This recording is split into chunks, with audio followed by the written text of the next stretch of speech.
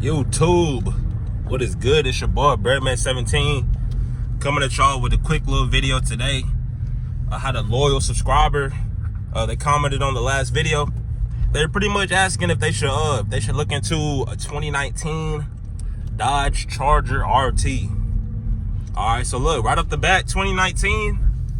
First thing I'm gonna say, if the mileage is like acceptable, you should have like a you should have like a number in mind of like what you're willing to accept as far as like your Charger. So if you got a 2019, or if you're looking to get a 2019, I would say definitely look for something under 65,000 miles.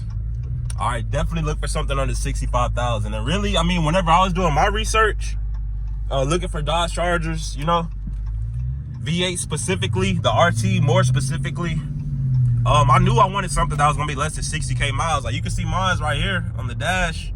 We have what, 50,681 miles. That fit the range I was looking for. I was looking for something that had, you know, less than 60. Something that had less than 60. I actually got this had 48 when I bought it, so you know, it's pretty much, I mean, it was in that range, you know, what I'm looking for. It was in that range. So I mean, you know, had to make it happen. See 12 in them. Oh, he gonna stop by the red light. He ain't even gonna be able to get me. But he wasn't looking to get me anyways. They be saying the cops be fucking with you, trying to like harass him, motherfucking and shit, but I don't know. He got stuck at the light back there. If he wanted to get behind me, he could have. I know this ain't even the topic of the video, but I'm gonna just say I done rode past like 4 or 5 cops and I ain't seen no type of like hesitation, them looking like they trying to get me, anything like that. So I don't know. If the cops is keeping you from getting a Dodge Charger, bro, get your Dodge Charger, bro. They're not out here to fuck with you. I promise you. Or some of them may be, but they're very, very rare. As long as you got both your license plate on the right way, you're not riding around with like illegal tents, which I mean, technically I am, but I ain't had no issues, you know? But nah, back to the video. Something with less than 60,000 miles. That's what I was looking for, right? Less than 60,000 miles. And like a decent little price range too. I really wasn't trying to pay no more than 30 out the door.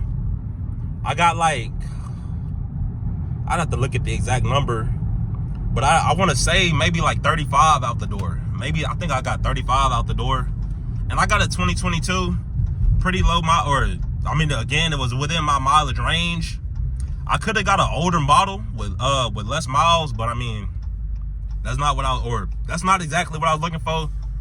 This here is the one that I ended up finding. I'm just picking up where I left off at. I showed something in the last clip. I should have showed it, but nah, like I was saying, I mean, I was able to get something with like the mileage that I was looking for, you know?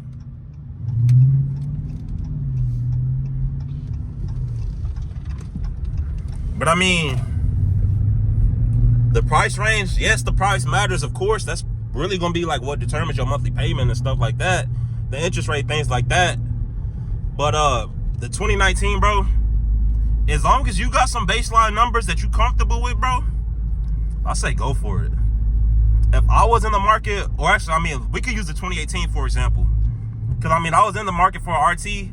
I seen the 2018.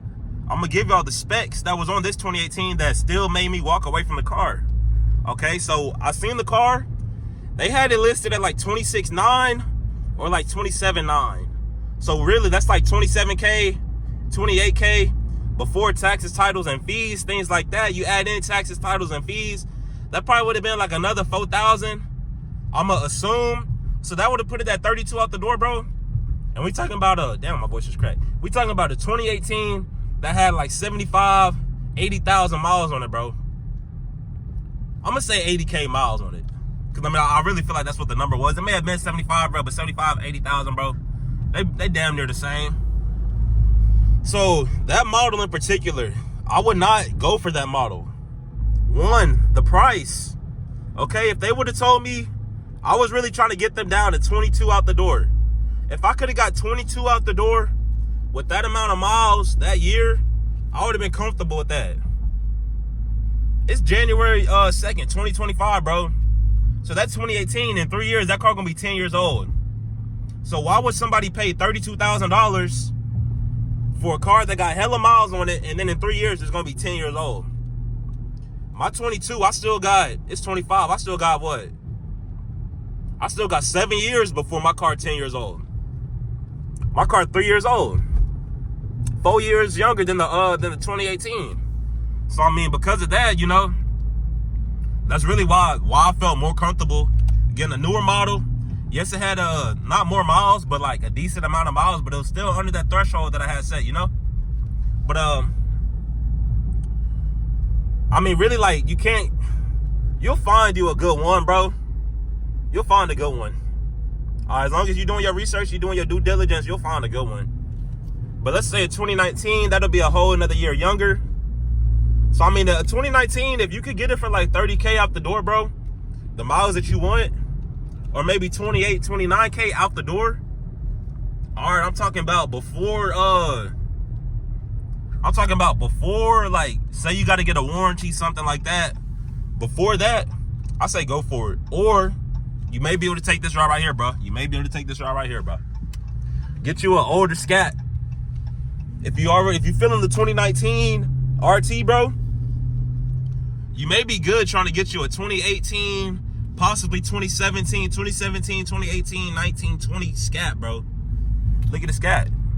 Or if you could get you like a 15, 16, 17, 18 Cat, bro, for a decent little price, bro, why not? Why not pull the trigger on that? You know? But I mean, it's up to you though. I mean, you're gonna be whipping the car if you really interested in a RT. I mean, especially like how you said you had some trade-in value too. That's another thing. When I got my car, I didn't have nothing to trade in, which I mean, it was cool. My credit was good, so I mean, it really didn't affect me like that. But you know, if you got something to trade in, you already paid off your car. Let's say it's valued at 20K. You trying to get you something that's 35K out the door. You trade your car in, bro, you paying 15 out the door. Now that's a deal right there. So I mean, that's really how it's gonna work.